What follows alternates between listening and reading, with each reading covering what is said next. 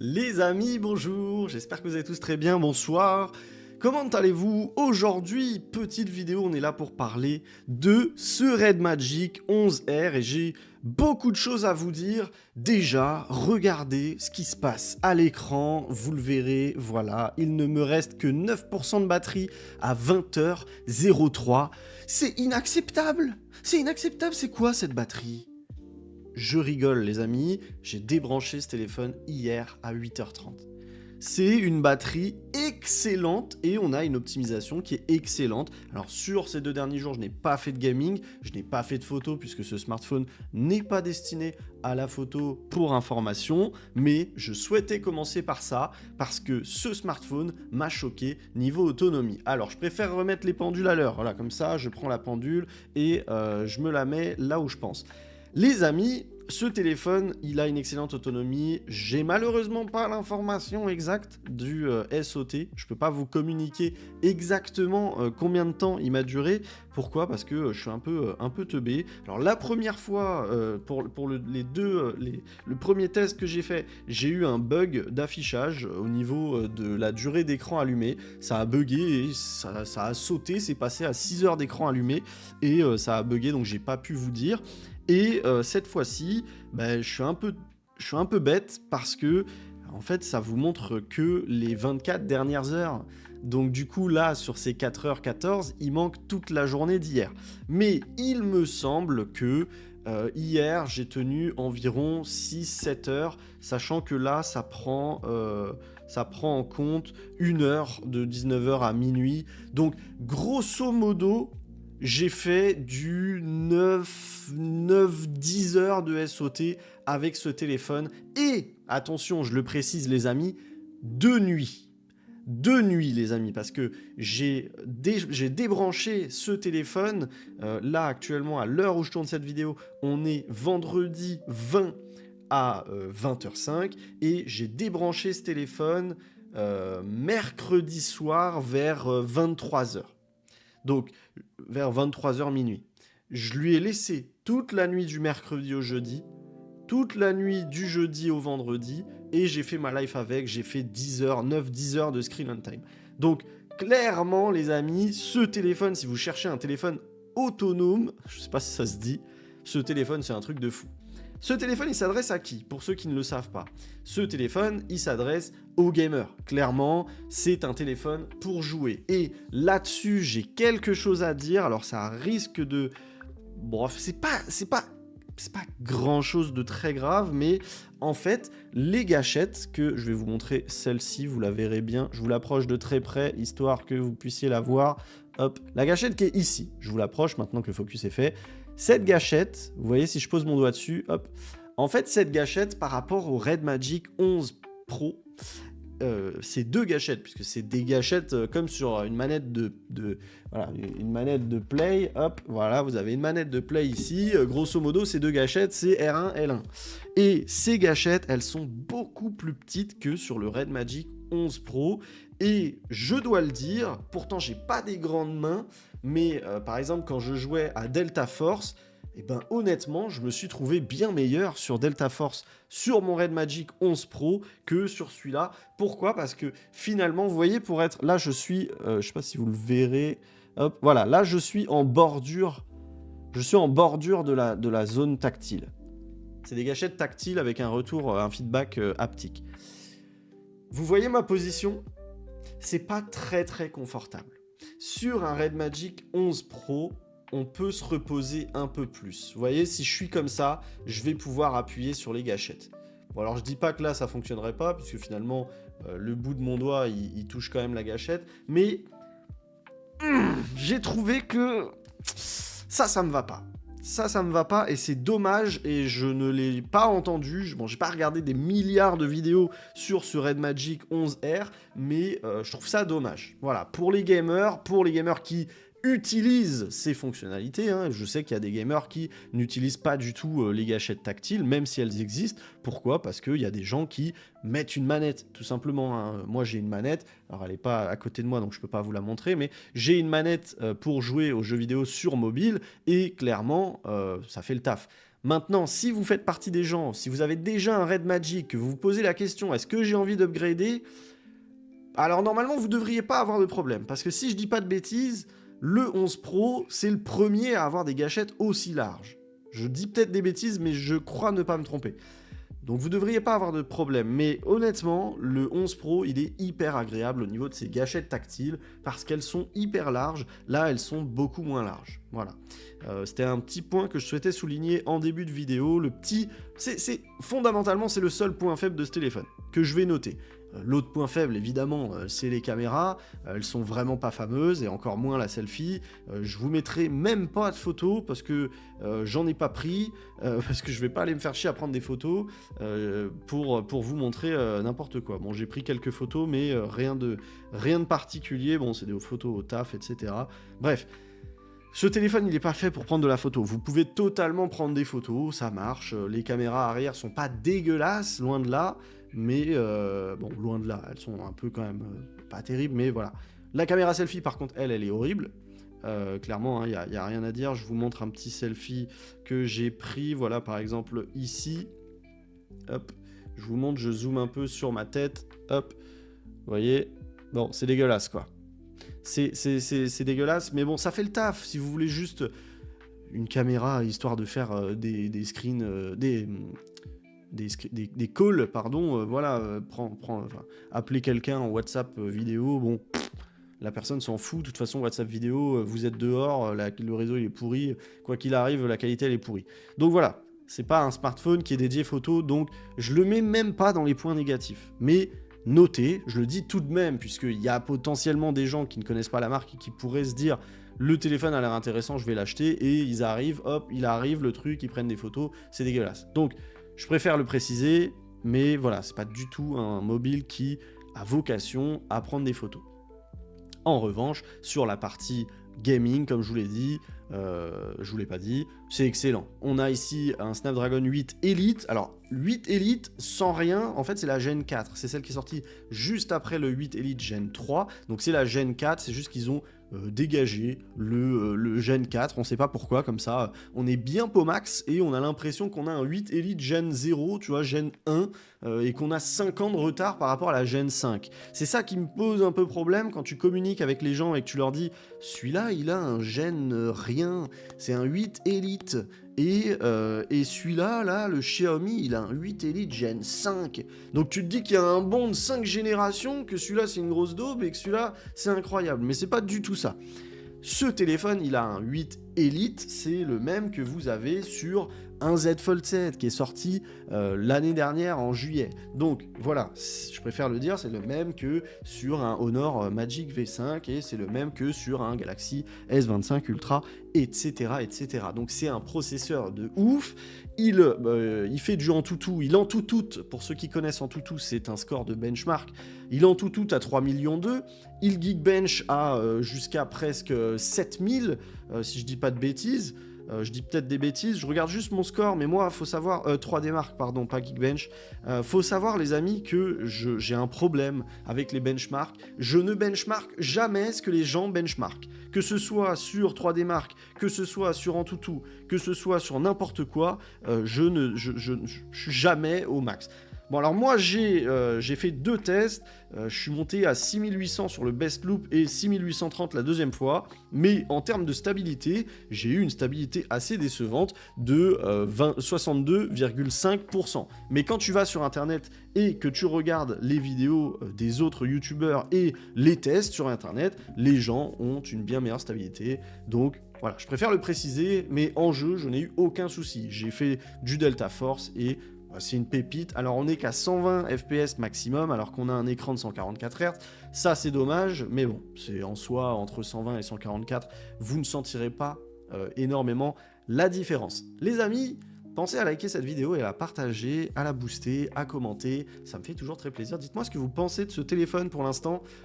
Si vous voulez attendre, attendez la fin de la vidéo. Mais dites-moi ce que vous en pensez et surtout, qu'est-ce que vous pensez esthétiquement. On a ce dos en verre Gorilla Glass 5. On a un devant en verre Gorilla Glass 7i, et un pourtour en aluminium et un bouton ici qui permet de lancer le mode jeu par exemple. Vous avez le petit ventilo ici qui marche très très bien et qui refroidit très très bien le téléphone. Et honnêtement, ce smartphone, je le rappelle, moi j'ai pris la version 12 256, je l'ai payé 460 € et je préfère vous le dire, voilà, pour ceux qui aujourd'hui cherchent un smartphone gaming et qui hésitent entre un WinRT et ce téléphone, effectivement, il est un peu plus cher qu'un WinRT, mais ici, on parle d'un téléphone en ROM global. Voilà, vous pouvez l'acheter. Alors, moi, je vous conseille, je vous ai déjà conseillé sur la vidéo du déballage, de le prendre plutôt sur Amazon, même s'il est un peu plus cher. Mais sachez que ces téléphones sont expédiés depuis la Pologne et que si vous souhaitez les renvoyer pour X ou Y raison, pour garantie, pour ce que vous voulez, c'est vous qui devez le renvoyer. Il n'y a pas de bon prépayé, vous allez vous faire foutre. Donc, c'est à vous de le renvoyer, c'est vous qui payez, et s'il y a une perte, c'est dans votre gueule. Donc, moi, je vous conseille vraiment de le prendre sur Amazon, de mettre les 50 € en plus, et de prendre l'option Safe. Je vous mets le lien, mon lien affilié en description pour info, mais voilà, c'est mon conseil. Après, c'est vous qui voyez. Si vous souhaitez économiser 50 € et que vous êtes sûr que vous n'aurez pas besoin de le renvoyer parce que vous êtes sûr de votre choix et vous êtes sûr que vous n'aurez pas de pépins, allez-y. 2 ans de mise à jour, les amis, c'est le défaut de Red Magic, que beaucoup me soulignent sur la chaîne dans les commentaires quand je parle de cette marque.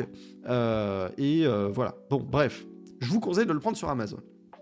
Mais à 460 € ou à 509 versus un WinRT en ROM chinoise, vous devez faire tout le Trafalgar pour mettre les notifications, etc., etc.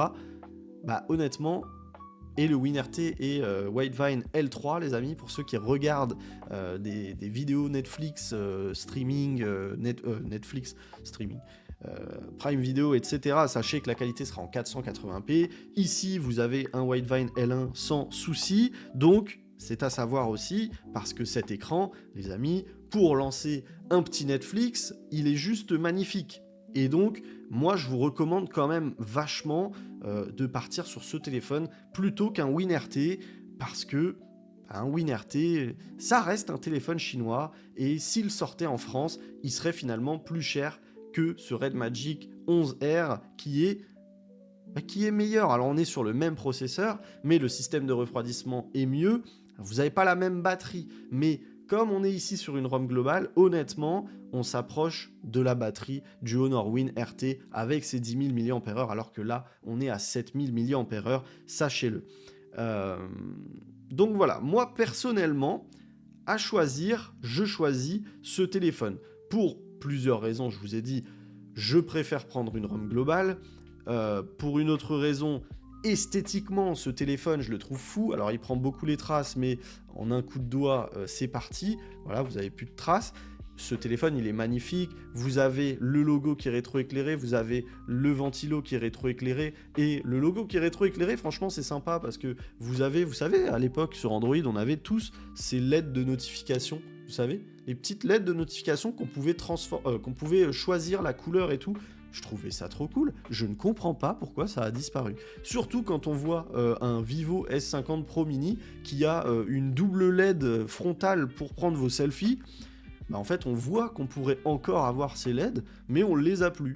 Alors personnellement, je trouve ça un peu dommage, parce que je trouvais ça cool. En plus, on pouvait... Moi, je me souviens sur... je sais plus sur... Non, je me souviens, mais je me souviens plus sur quel téléphone exactement. J'avais une LED de notification, et selon l'application, elle était d'une couleur différente. Et c'était vachement cool, parce que quand le téléphone était éteint, vous voyez la notification, vous voyez la LED de notification qui s'allume en jaune, vous saviez que c'était Snap. Bon, c'est un peu dommage, mais là, vous avez la LED de notification, alors qui n'est pas personnalisable par rapport à l'application, mais vous pouvez choisir la couleur selon les différentes... Enfin, selon, si je vais dans bande lumineuse ici, vous pouvez choisir la couleur. Voilà, notification, vous pouvez choisir l'effet, respirer et la couleur de la LED. Ensuite, vous avez les appels entrants, pareil. Si vous voulez une autre couleur, vous pouvez le choisir. Les appels tout court, alors je sais pas ça veut dire quoi, appel tout court par rapport à appel entrant. La batterie en charge, le réveil, voilà, réveil par défaut, c'est en clignotant rouge. bah, vous voyez, vous avez l'aperçu ici. Et tout ça, c'est très sympa. Moi, j'aime bien ça, et je trouve pas ça... voilà, c'est pas dans l'excessif. On n'a pas un smartphone ultra gaming hein, sur le look. On a ce style un peu transparent avec ce verre très très beau en noir. Hein. Vous me dites ce que vous en pensez. Il existe aussi en blanc ce téléphone. Moi, je préfère en noir. Mais voilà, grosso modo... moi, je choisirais, si j'étais un gamer, que j'achetais un téléphone, que j'avais un budget de 500 €, je préférerais prendre celui-là plutôt que le WinRT pour ces quelques raisons et parce que, bon voilà, globalement, malgré tout, je le préfère. Même si effectivement, l'OS n'est pas aussi bon que chez Honor. Alors, je dis pas qu'il est mauvais, parce que honnêtement j'aime bien, et je vous dis la vérité, le seul truc qui me tracasse vraiment, c'est ce home screen, c'est le fait qu'on ne puisse pas masquer les labels des applications. Je ne comprends pas pourquoi, je vous dis ça parce que fondamentalement, on a un téléphone qui est pas mal et on a pas mal de fonctionnalités, on peut faire vraiment plein de trucs et il y a même des fonctionnalités que j'ai retrouvées par exemple chez, vous savez, je vous en avais parlé chez Honor, non, pas chez Honor, chez Motorola, pardon. Dans les gestes et mouvements, vous avez la possibilité de secouer le téléphone. Hop, vous voyez, vous pouvez secouer le téléphone pour allumer la lampe torche. Et ça, on l'avait. Ah, je crois que là, comme j'ai plus de batterie, elle va pas s'allumer, je crois. Mais je trouve ça très sympa parce que fondamentalement, c'est très pratique. Attendez, voilà. Vous voyez ? Vous le secouez et ça allume la lampe torche. Bon, là, j'ai mis le mode d'essai parce que ça fonctionnait plus. Je crois que c'est parce que j'ai plus assez de batterie. Bref, on a vraiment pas mal de fonctionnalités qui sont sympas. Par contre, on a de l'IA. Bon, vous le savez, je suis pas fan de l'IA. Il y a une IA qui permet de réécrire des messages, etc. Et en fait, le message pour vous proposer cette IA, il s'affiche par-dessus la zone de texte à chaque fois. C'est insupportable. Ça, je l'ai désactivé. Ça s'appelle Red Magic AI et c'est dans Saisie IA. Voilà. Ici, vous avez Saisie IA. Moi, je l'ai désactivé. Je vous montre un exemple. Hop, je vais sur Instagram et je vais aller dans une de mes petites conversations avec voilà, Benoît, Kevin, pardon. Et voilà. Vous le voyez ici, c'est écrit note d'inspiration et ça passe par-dessus la zone de texte. Et ça me rend ouf. Ça me rend ouf parce que à chaque fois que voilà, je quitte l'appli, je quitte le truc, je rappuie, ça me refout note d'inspiration. C'est insupportable. Bon, ça marche, hein, mais je trouve que l'intégration est pas bonne. Donc je préfère le désactiver parce que ça me rend fou. Après, vous avez la barre latérale qui est bien implémentée aussi. C'est la barre latérale un peu comme chez Honor, vous faites ça. Vous attendez et hop, vous avez une barre latérale, vous pouvez la personnaliser avec les applis que vous voulez, vous pouvez, voilà. Ça ressemble un peu à ce que fait Honor. Vous avez le transfert de données aussi que j'ai pas utilisé, je sais pas trop à quoi il sert. Et puis voilà. Ensuite, qu'est-ce que vous avez d'autre ? Vous avez l'assistant d'appel, je l'ai pas essayé tout à l'heure, quelqu'un m'a appelé, j'ai vu que le bouton s'affichait, j'ai pas essayé d'appuyer dessus. Et vous avez, bon... ce fond d'écran les générés, Google Translate, bloc-notes IA, traduction en direct, enregistreur vocal avec les résumés des enregistrements. Donc ça c'est cool. Et vous avez quoi ? Merde, putain ça a quitté. Ah oui. Et vous avez communication intelligente, Red Magic, accélérateur d'antenne intelligente, algorithme, bon bref. Voilà, des trucs comme ça. Voilà, sur ce téléphone, honnêtement, moi, c'est un très bon téléphone et je vais finir cette vidéo, sur un truc en particulier. C'est est-ce qu'il faut acheter ce téléphone ou est-ce qu'il faut acheter le Red Magic 11 Pro ? Parce que vous êtes beaucoup à m'avoir dit, finalement, il n'y a pas tant de différence que ça en termes de prix. On a grosso modo 200 balles de différence et c'est vrai que le Red Magic 11 Pro propose le Snapdragon 8 Elite Gen 5 et il a les plus grandes gâchettes, il a le water cooling. Alors je préfère le préciser, mais quand vous prenez que 200 € de différence, du coup vous avez également la version 12.256 et la version 12.256 sur le Red Magic 11 Pro n'a pas le water cooling apparent. Il y a un water cooling, il est juste pas apparent. Mais en gros, pour vous répondre, Moi, je trouve que, oui, ce téléphone, il a le mérite d'exister pour plusieurs raisons. Déjà parce que 200 €, c'est pas anodin et tout le monde peut pas les mettre. Ça, faut pas se voiler la face. On parle d'un téléphone qui actuellement est à 500 €. Le Red Magic 11 Pro, il est à 700 €. C'est un autre budget. Et moi, je pense aux enfants. Voilà, quand vous avez un adolescent de 13-14 ans qui a envie de jouer sur son téléphone, vous avez peut-être pas envie de mettre 700 balles dans un téléphone. Alors que 460-500 balles, on peut plus y réfléchir. Voilà, c'est moins cher qu'une Play. Si le petit il a envie là, de geeker sa mère sur Fortnite, sur son téléphone, sur Roblox, etc., bah finalement, là, vous avez un téléphone qui est incroyable. Qui est incroyable niveau gaming, ça marche trop bien, la batterie est trop bien, le téléphone est trop beau, et l'OS finalement il est pas dégueu du tout. Vous avez même un truc que j'aime bien, c'est la petite, vous savez, le mode à une main qui fonctionne très simplement en faisant ça. Et ça fait partie des meilleurs modes à une main, c'est le mode à une main de l'iPhone, c'est le meilleur, et ça fait plaisir que Red Magic le prenne et le mette sur ce téléphone. Donc, oui, je trouve qu'il a le mérite d'exister pour ces raisons, pour la raison du prix, parce que finalement, entre un 8 Elite et un 8 Elite Gen 5, effectivement, le 8 Elite Gen 5, il est un peu mieux, mais si vous ne tapez pas de l'émulation PC, finalement, tous les jeux mobiles, ils tournent à la perfection sur ce téléphone. Vous pouvez jouer à n'importe quel jeu, un Delta Force en 120 Hz au max de la qualité possible par le téléphone, fonctionne nickel et vous ne verrez aucune différence avec le 8 Elite Gen 5 du Red Magic 11 Pro. Donc ce téléphone pour moi, pour qui il s'adresse pour les gamers mobiles qui n'ont pas vocation à faire de l'émulation PC. Tout simplement, et je pense qu'il y a très peu de gens qui font de l'émulation PC aujourd'hui, donc franchement, ce téléphone, pour moi, c'est un grand oui. Il est vraiment nickel. Un enfant aujourd'hui, pour moi, c'est vraiment un téléphone pour un gosse. Moi, c'est vraiment un téléphone que j'achèterais pour mon gosse qui me dit ouais, papa, j'ai envie de geeker de ouf sur Fortnite et j'ai envie que ça lag pas. J'ai envie de jouer à Delta Force, j'ai envie de jouer à machin chose, etc. Enfin bref, il y a des gros jeux aujourd'hui qui, voilà, quand on veut jouer en 120 FPS, il faut un bon téléphone. Ce téléphone, il est parfait. Il est pas cher, il a un aspect esthétique, physique, vraiment premium, on a vraiment une belle bête, il est vraiment super sympa en main. Moi je kiffe vraiment ce téléphone, j'en suis vraiment fan, et le seul truc, c'est par rapport au 11 Pro, il y a un truc qui est un peu plus sympa sur le 11 Pro, c'est que ici, alors il s'appelle R, il n'est pas vraiment R, il fait 8 mm d'épaisseur, mais ces 8 mm d'épaisseur font que les caméras ressortent très légèrement. Donc, c'est pas très grave, mais j'aime bien sur le 11 Pro le côté plat. C'est plat et il n'y a rien qui ressort.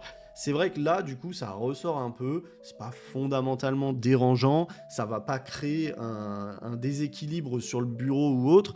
Mais voilà, j'aimais bien le fait que ce soit aligné.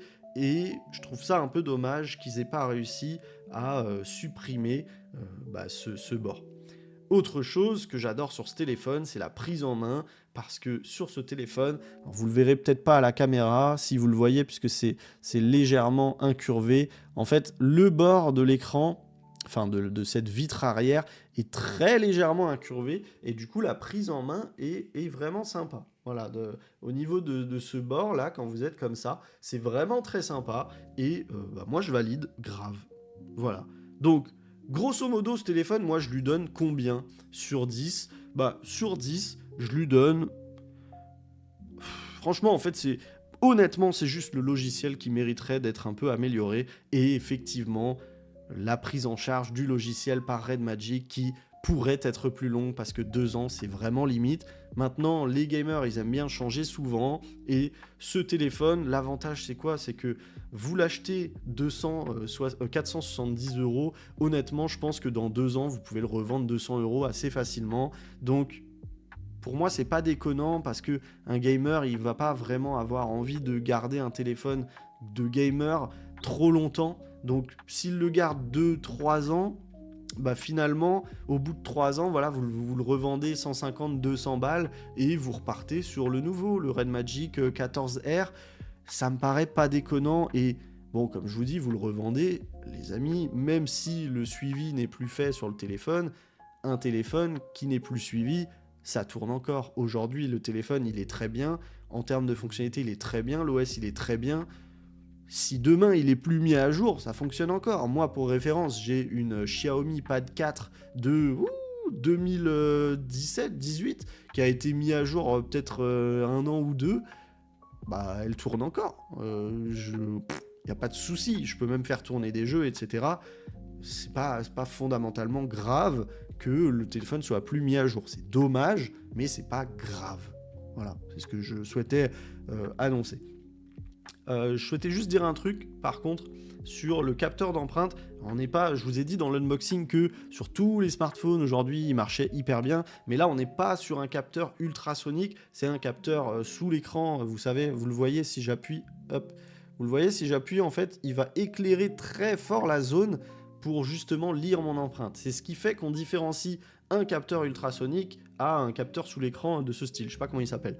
Et effectivement, il n'est pas aussi bon qu'un smartphone ultra haut de gamme. Vous pouvez pas faire ça et hop, ça déverrouille. Sur un smartphone ultra haut de gamme, vous faites ça et hop, en une demi-seconde, il se déverrouille. Là, il va falloir le laisser lire votre empreinte, mais si vous avez bien paramétré votre doigt, il n'y a pas trop de soucis. Voilà, faut juste lui laisser un peu de temps, mais rien de dramatique. On est sur un smartphone à 460 €. C'est normal qu'on n'ait pas un lecteur d'empreinte ultrasonique. Voilà.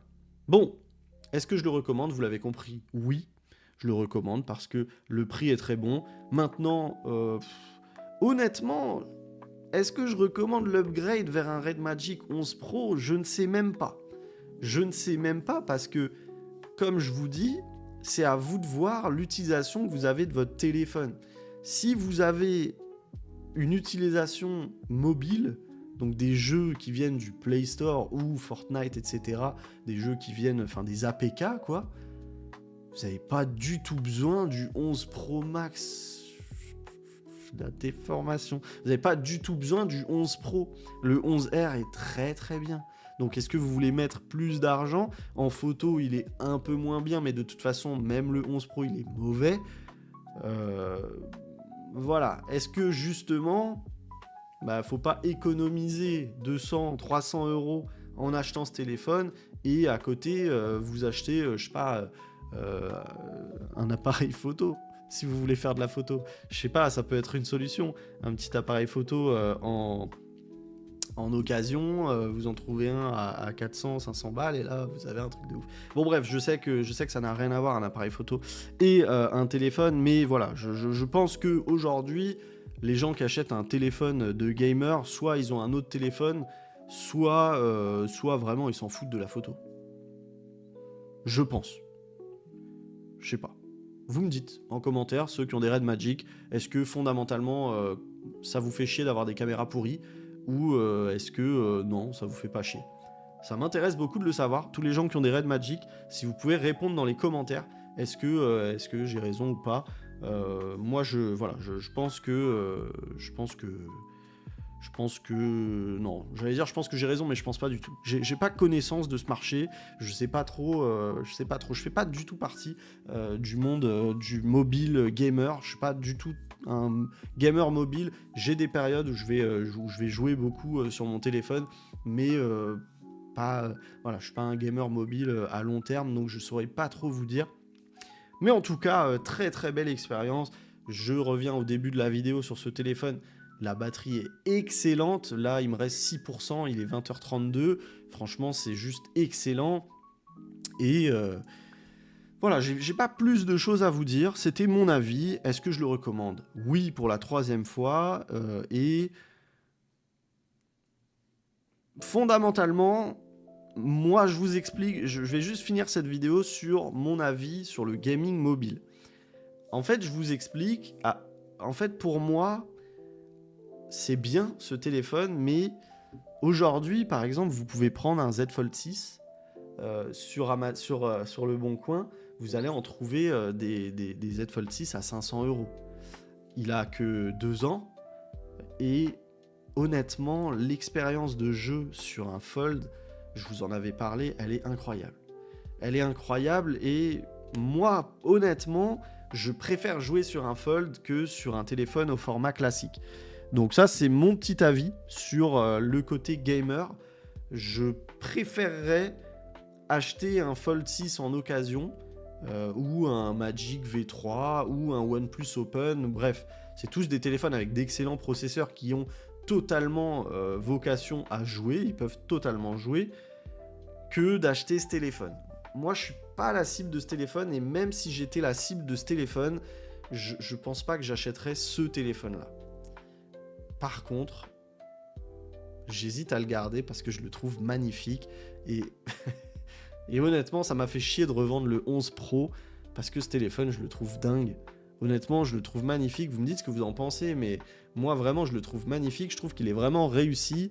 Il est très très beau, l'esthétique est très très beau, et cet écran en full screen, c'est peut-être sous-coté, mais cet écran en full screen, justement, je pense que pour quelqu'un qui regarde beaucoup de séries, ça peut être une solution aussi.